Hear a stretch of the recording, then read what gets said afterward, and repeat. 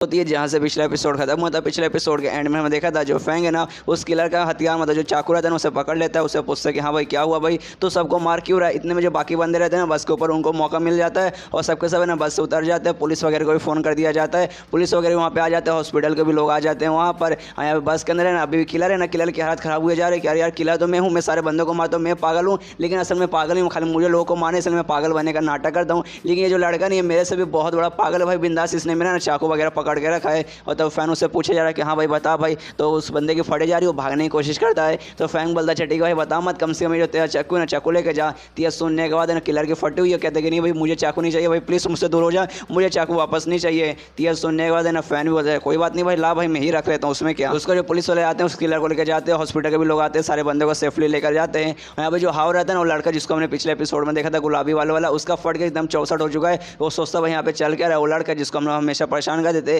जिसके भाई छोटी से छोटी चीज़ से एकदम फटती थी, आज ना किलर को उसने चाकू पकड़ लिया, आपने मतलब नंगे हाथों से चाकू पकड़ लिया, उसका हाथ पूरा काटा था तो भी शायद डरने का एकदम नाम ही नहीं लिया। और ऐसा लग रहा था भाई उसको चोट वगैरह लगता है कि नहीं। और तभी पीछे से ना उसके पीछे पे ना कोई ऐसा हाथ रखता है जिसके कारण पहले से फट के 64 थी और फट के 28 हो जाती है, मतलब 28 से भी डबल हो जाती है। मतलब समझो यार उसकी फटी फटी हुई हालत है। तो पीछे मुड़ के देखता भाई कौन है, तो पीछे और कोई नहीं बल्कि फैंग रहता है। और फैंग हाउस से कहता है भाई कैसा भाई, हम लोग बस में ना बातचीत कर रहे थे, लेकिन जहाँ से वो किलर आ गए थे जिसका जो हमारा बात है ना कंटिन्यू नहीं हो पाता, चल भाई हम लोग बात कंटिन्यू करते हैं, खुद का इंट्रोडक्शन अच्छे से देते हैं। और उसके पहले से फट के चाह रहे हो एकदम ब्लैंक है यार, भाई ये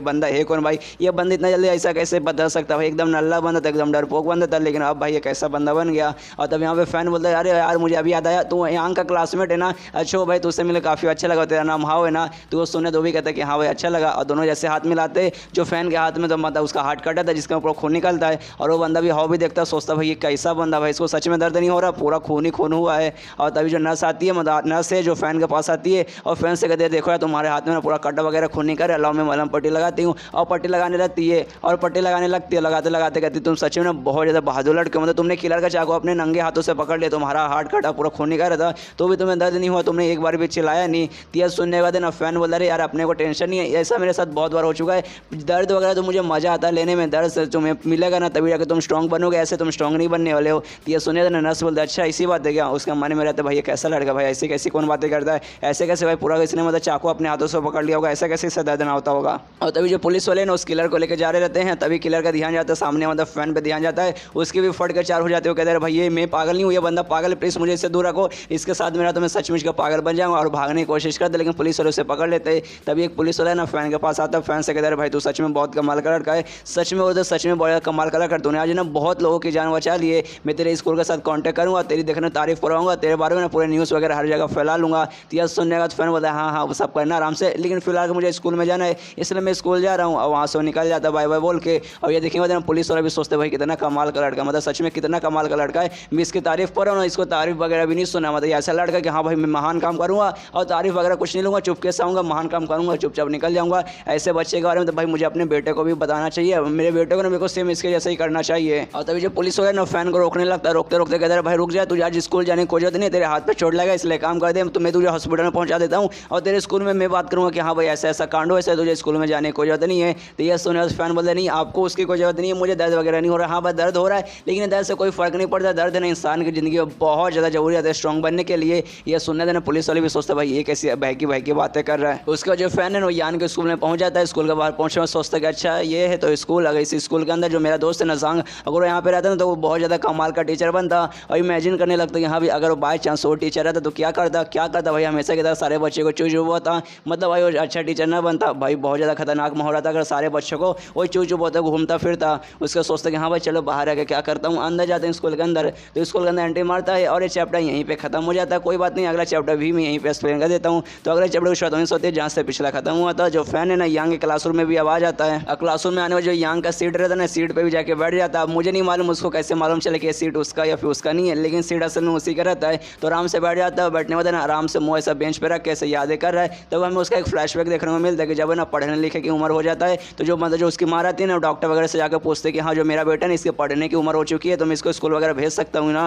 तो यह सुना तो डॉक्टर मना कर देता कि नहीं आपका बेटा पढ़ने लिखे की उम्र हो चुका है लेकिन आपका बेटा ना मेंटली पागल है तो आप इसे भेज नहीं सकते, मतलब बाकी काम के लिए आप इसे भेज सकते हैं लेकिन पढ़ने लिखने वाली चीज़ के लिए आप मतलब इसे स्कूल नहीं भेज सकते, इसमें इसका भी नुकसान होगा आपका भी नुकसान होगा प्लस स्कूल में जो बच्चे रहेंगे ना उनका भी नुकसान होगा, इस आपको डेंजर पहुँचाएगा। ये सारी बातें जब तक वो याद कर रहा था ना एक लड़की आती है जो कि उसी के बाजू में बैठती है, वो मतलब सीधा एक पेंसिल निकालते हैं इसके हाथ में चुबो देती है कुछ, क्योंकि भाई उनका जो बैठने वाला कुर्सी है ना वो तो अलग अलग था, लेकिन जो बेंच था ना बेंच मतलब एक ही में साथ में जुड़ा था। उस लड़के ने काफ़ी लंबे समय से वहाँ पे एक लाइन बना के रखा था और बोल के रखा था कि हाँ देख ये लाइन का हिस्सा ये इस एरिया ना मेरा है और लाइन का उस हिस्से का एरिया तेरा है, बाई चांस तेरा हाथ या कुछ भी यहाँ पर आया ना तो मैं सीधा पेन से चुभाऊंगी। तो भी फैन से देख देख बेटा मैंने तुझे पहले मना किया था कि हाँ जो तेरा हाथ है ना नहीं आना चाहिए, और अगर बाई चांस आ गया तो मैं पेन से तेरे को चुभाऊंगी, तो तेरा हाथ यहाँ पर क्यों आया। उसके मन में रहता कि हाँ इससे पहले भी इसने 2-3 बार है ना गलती से अपना हाथ है ना मेरे लाइन के साइड कर दिया था, तो मैंने उस समय ने इसको जब पेन से चुभाया था ये बहुत इसकी फट गई थी, एकदम रोने लगा था। और लेकिन इस और भी सेम रिएक्शन देगा तो बार बार जानबूझ के पेन से चुभाती है, लेकिन फैन को कोई फर्क ही नहीं पड़ता क्योंकि भाई उसको दर्द से अब कोई एहसास ही नहीं होता, उसको तो भाई अब दर्द खाने में मजा आता है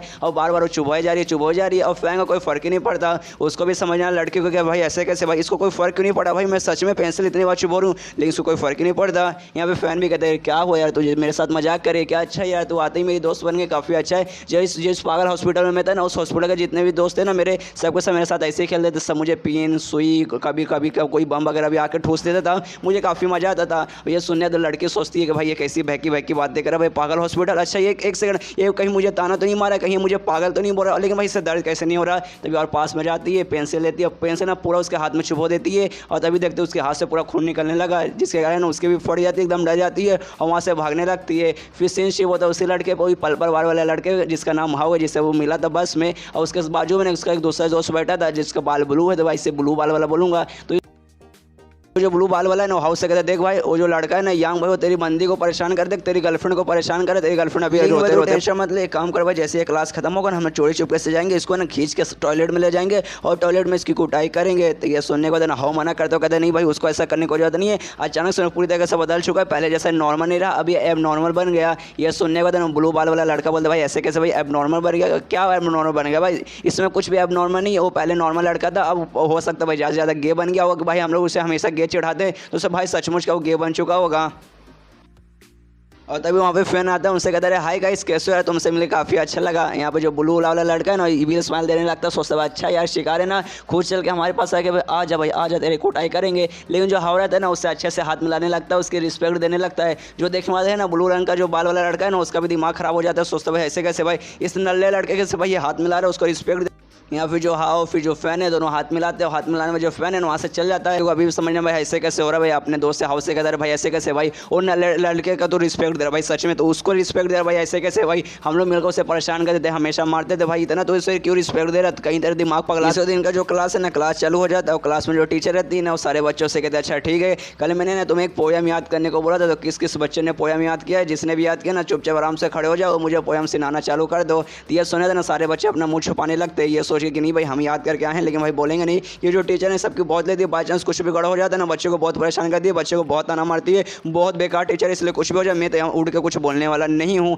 तभी जो टीचर है ना यांग से कहती है यानी फैंग से कहती है अच्छा फैंग बेटे यानी यांग बेटे उड़ जाओ, जो पोयम मैंने याद करने हुआ था वो मतलब खड़े होकर सुना। और आसपास के सारे बच्चे स्पेशली जो ब्लू बाल वाला लड़का ना सोचते कि हाँ भाई अब ये गया, मुझे मालूम जो यांग है ना इसकी भी ना उस टीचर से फटती है, इसने पक्का कुछ याद नहीं किया होगा, अब टीचर इसकी ले लेगी, अब इसकी बहुत फटेगी, तो भाई देखने में मुझे बहुत मजा आएगा। लेकिन आप ये यांग तो ही नहीं, यांग के बॉडी के अंदर फैंग है, वो बिंदास उठता है और टीचर से कहता है अच्छा टीचर मैंने याद नहीं किया, मुझे नहीं मालूम, मैं नहीं बोल सकता। ये सुनने वाले ना सारे बच्चे हैरान और सोचते भाई ऐसे कैसे भाई, ये टीचर से सीधा मुंह पे ऐसे कैसे बोल सकता है। अब ये गया, अब इसका पक्का पकौड़े लग गए। लेकिन जो टीचर वो बोलती है क्या तूने नहीं किया, मुझसे इससे बात कर रहा है। लेकिन ये चैप्टर यहीं पे खत्म हो जाता है। तो मिलता है अगले किसी वीडियो में, जब तक के लिए बाय बाय।